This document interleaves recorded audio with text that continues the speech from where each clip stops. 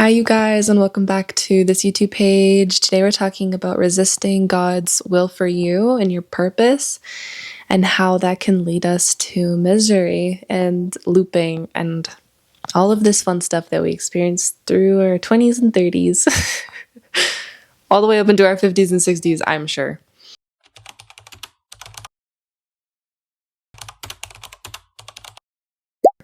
There's been so much changing in my heart and my mind as I've been reading the Bible and studying this kind of new way of living and being and connecting to God. And so something that feels really prevalent for this conversation is not, being swayed by the ways of the world, but knowing that we're not meant to follow the ways of this world. We're meant to follow God and God's will for us, and that this world is really full of temptations. I don't really need to air quotes that. I mean, it's pretty, temptations are temptations, but more so like influence. And how are we allowing ourselves to be conformed? What are we conforming to? Right? And all of these things that take us off of our purpose and our path and our connection to God's will for us, and how when we are swayed and influenced, we come into misery and we come into this looping where we feel like we just don't have a purpose, or we don't understand God, or we feel dissuaded or just out of alignment. And the verse and the thing that really brought me to wanting to talk about this is Proverbs 12:11. Proverbs 12:11 says, "Those who work their land will have abundant food, but those who chase fantasies have no sense." And what this is saying is that those who chase fantasies, right, those who create something in their mind or are easily influenced or easily swayed, and we run off on this unknown path that may or may not be for us, they have no sense. They have no groundedness to them, right? They're just flying off doing whatever they believe that they should be doing because of manifestation, because of, they saw something online that they really liked and now they're going off with it. We see this in the world today. This is the crux of what we are going through as a society, is comparison. But what's the first half of that verse say? It says, "Those who work their land will have abundant food." We are the land. Those who work on themselves will have abundance. Those who work on what they already have will have abundance. Not, I want more, I want this, I want that, I want it to look like this, I want it to appear exactly how I want, in this timeline, in this way. God doesn't abide by those rules that we've made up for ourselves, right? Those are Satan's rules that Satan has made up for this world, that you are the God of your life. Sorry, we're getting a bit spicy. I really can't, it just is what it is. So truly, we have it all wrong. It's not about what we want for ourselves that we believe is going to lead us to ultimate happiness, or a reasonable living, or, all these things that we believe we need. What really matters is what God wants for us. What really will bring us to that peak, to that joy, to things that we can't even conceive, happiness and abundance and fruitfulness and purpose that we can't even comprehend. Only God knows that vision for you, and only God has that lens for you. Only God can see that, and only God can lead you there. We don't have the perception to be able to lead ourselves there. All we have is the perception of what other people have and what we think looks nice. And it's good to, have hopes and desires and dreams, and, that's natural and normal. And of course, we all want things and we all have this desire to grow and expand, but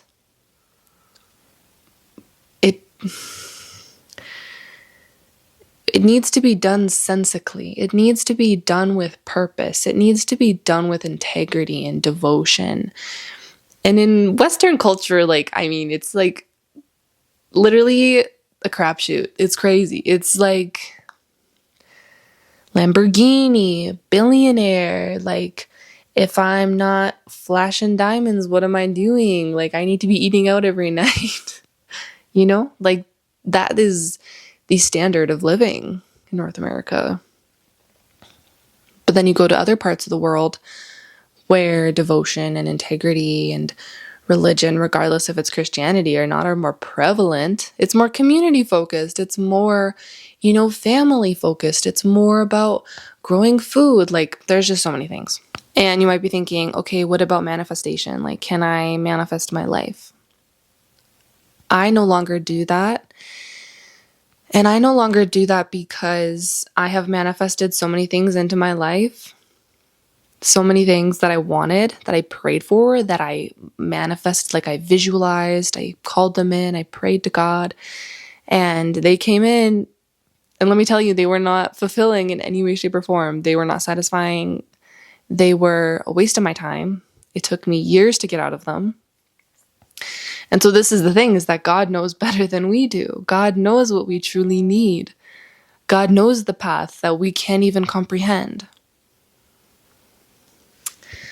So that's just my personal take on it. I mean, you do whatever you want. If you feel like manifestation is aiding you or calling you, you can try it. But honestly, I really feel like it's just sending us through these spirals and these loops that are unfulfilling. And ultimately, if you believe that you are the God of your life, then you are playing a part in Satan's realm, because you're not the God of your life. However, if you are co-creating with God, that is natural, that is appropriate, that makes sense. But God overall has will over your life. And that needs to be glorified, God's will over your life. Not that you'll consider God's will, but ultimately you're going to do what you want. And God's will becomes clear for us when we lay our will aside. It doesn't become clear at first, but over time it becomes clear. I might have said that it becomes clear right away. It does not become clear right away. It takes a minute, because we have to shed, we have to realign, we have to reorient, we have to grieve the fact that we're no longer controlling our life. We were never controlling our lives, but we believe we do. And when you let that go, there's a grieving process. But then the fruit comes in, because God will praise, not praise you. He will give you gifts for, it's like having a dad. Like when you're a little kid and you do what your dad says, and your dad gives you a pat on the back and a big hug, and he says, "Thank you so much. Good girl." I feel like that's what God's been doing to me the last few months. Like when I follow God's will, he gives me a present to say thank you, to say good job, to say I see you, keep going. God doesn't just want us to suffer and grieve and shatter and our whole lives to fall apart because we've given it to him. Yes, there are points where it's painful because we're being reoriented, or we're changing, and we're no longer chasing the fantasies of manifestation and chasing the fantasies of the life that we thought we wanted to live. We are laying down our lives for God to now take control, and it's painful because it's uncomfortable, it's not familiar, we don't know what's going to happen, and God will thank you for that. God will say, "I see you, I'm here for you, here's a present." Because we are his children. He loves us. He wants us to feel loved. There's this amazing pastor, I really like her. Her name's Stephanie Ike, and she said that she used to try and create a list for the man that she wanted, and she would create the list just during the day at any time, hop off Instagram and see a man that you like and be like, "You know what, I'm just going to create a list of the man that I want." And she said that she created the list, and then God said, "Okay, I want you to come into prayer and redo the list. Redo the list in prayer." And when she compared the list that she created for the man of her dreams when she was in prayer versus the one that she created for the man of her dreams outside of prayer and just like at some random point in the day, they were very different. Because our eyes need to be clear to see, and our eyes get purified when we're connected to God.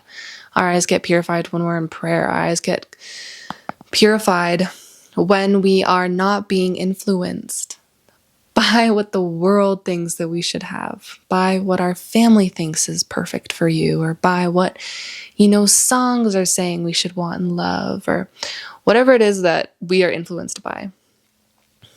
And I thought that was beautiful because it's like basically just a summary of what's going on in the world today is like our careers, our passions, our love lives, our friendships, our mental health. It's all being groomed and formed and molded by social media or movies or music and all of these things that are run by people who don't have integrity and people who aren't being blessed by God. So ultimately, let's close out here. The first half of that proverb, those who work their land will have abundant food. Let's hone in on that. Work your heart. Work your person. What do you already have in your life that you just want to tend to? And that God has been asking you, just pour a little bit into this. Pour into this, and I'll allow you to level up and elevate and go to that next chapter that you've been craving. Pour into this that I have here in front of you. Work your land, nurture your crops, water the seeds, take care of what you have so that I can bless you and that you can have fruits and that you can be a servant to God so that God can take you where you want to go. And it's not like we're doing an exchange here. That's not the frequency that we want to be in. But when you work for God, God will work for you. It's a relationship. When we also let go, it's very uncomfortable, especially, I would say for men and women, letting go of the life that we've curated or our 10-year plan or all of the ways in which we thought this life was going to go and how we thought this month was going to go and how we thought our week was going to go, let alone how we thought our day was going to go. When we let go of this and we just loosen the grip, we are given grace to see and experience miracles that literally they just can't come in when we're gripping on so tight to this reality that we have curated that is not in God's plan for you. We halt God's plan for us because we're guarding our hearts, we're guarding our realities, and we think we know best. And God is he's not laughing at us, but he's like giggling, like, I see you trying so hard. I see you putting your all into it and you're suffering. Please let go and let me lead you. Please let go of the reins and let me hold you and let me guide you. That's literally all that God wants for us so that he can bring us to where we need to be going and we can serve and we can fulfill our purpose and feel in purpose. And so, let's let God lead us again and we can come out of misery and come out of this distortion of believing that, we are like self-realized and blah. Anyhow, I'm still working on all of this stuff. It's not like I'm some kind of master at this, but this felt like a really important message. And so I hope that this served you in some way, shape, or form. I think that my content moving forward is probably going to be more biblically based because that is just where God is pulling me into the Bible, into Christianity, into studying this form of religion. And it has been miraculous so far. Tumultuous, but miraculous, and I'm very grateful. So please let me know how this served you and what came up for you and how you feel about this. And if there's any examples in your life where you've seen this pattern or you've seen this looping, and let me know how your walk with God is going. And thank you so much for being here. If you're new here, please give this video a big like. Please subscribe. I would love to see you again. You can introduce yourself down below or just give me a heart. I love interacting with you guys. And I will see you next time. Bye.